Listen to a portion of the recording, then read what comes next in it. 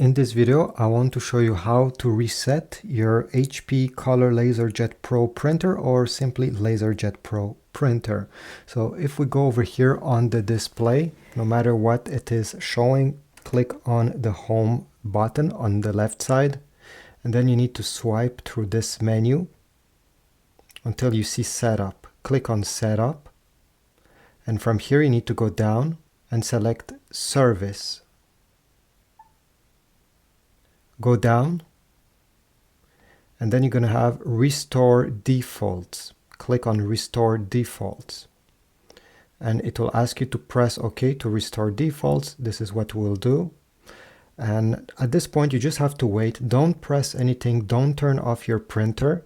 It will do the full reset by itself, and it will also restart at the end, simply to show you that everything has been completed. Here we go. The printer shut down.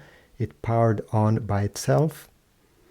And now in just a few seconds, you'll be able to set your printer up the same way it was when it was brand new. So if this was helpful, please take a moment, subscribe, like, but also comment down below.